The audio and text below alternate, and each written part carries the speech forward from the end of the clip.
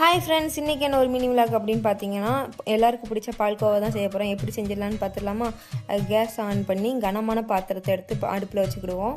1 litre பால் எடுத்து ஊற்றிக்கிடுவோம். பால் நல்லா பொங்கி வரவும் கொஞ்சம் கிண்டி விட்டுக்கிடுவோம். பால் பார்த்தாலே தெரியும், இப்போ தான் ஊற்றிருக்கு. இப்போ கொஞ்சம் வத்தி இருக்கும்.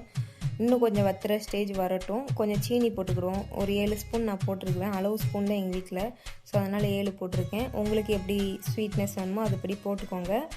அப்புறம் என்னென்னு பார்த்தீங்கன்னா, நல்லா கிண்டி விடுவோம். நம்ம போட்ட பாலுக்கு இப்போ நல்லா கொஞ்சம் வத்தி வந்திருக்கும். இந்த டைமில் நம்ம கொஞ்சம் பால் பவுட்ரு போட்டுக்கிடுவோம். நான் ஒரு 250 கிராம் எடுத்திருக்கேன் பால் பவுட்ரு. அதை அப்படியே போட்டு கட்டி விழாமல் கிண்டி விடுவோம். போடும்போதே கொஞ்சம் கட்டி விழும், அதுக்காக கட்டி விழுதுன்னு எதுன்னு நினைக்காதீங்க. கட்டி விழுந்தாலும் பரவாயில்லன்னு கிண்டி விட்டுக்கிட்டே இருங்க. நம்ம கிண்ட அந்த கட்டியானது சரியாயிரும். இப்போ நல்லா பால் கொஞ்சம் பொங்கி வந்திருக்கும்.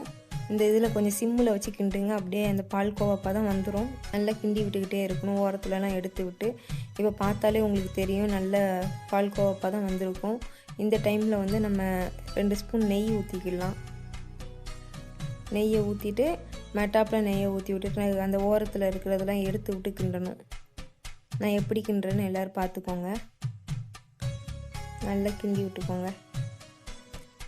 கிண்ட இன்னும் கொஞ்சம் பால்கோவா தான் கொடுத்துரும். கொஞ்சம் இறுக ஆரம்பிக்கவும் இது நம்ம ஏலக்காய் தூள் போட்டுக்கிடுவோம். நான் ஒரு 3 பிஞ்ச் போட்டிருக்கேன். ஏலக்காய் வீட்டில் பவுட்ரு பண்ணி வச்சுருப்பேன். அதில் 3 பிஞ்ச் போட்டுக்கிட்டேன். அப்புறம் பார்த்திங்கன்னா 3 ஸ்பூன் நெய் லாஸ்ட்டு இறக்குறதுக்கு முன்னாடி ஊற்றிக்கிடுவோம். இப்படி மேட்டாப்பில் தூவிட்டு 3 ஸ்பூன் போட்டுக்கோங்க. அதுக்கப்புறம் நல்லா கிண்டிட்டிங்க அப்படின்னா நல்லா ஈர்க்கம் கொடுத்து வந்துடும். அப்புறம் டேஸ்ட் பார்த்துக்கலாம்.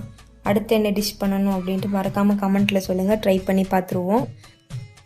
டேஸ்ட் எப்படி இருக்குது அப்படின்னு பார்த்தீங்கன்னா, சீரியஸ்லி நான் எதிர்பார்க்கவே இல்லை. ஃபஸ்ட் டைம் செஞ்சேன், ஆனால் டேஸ்ட் சூப்பராக வந்திருக்கு.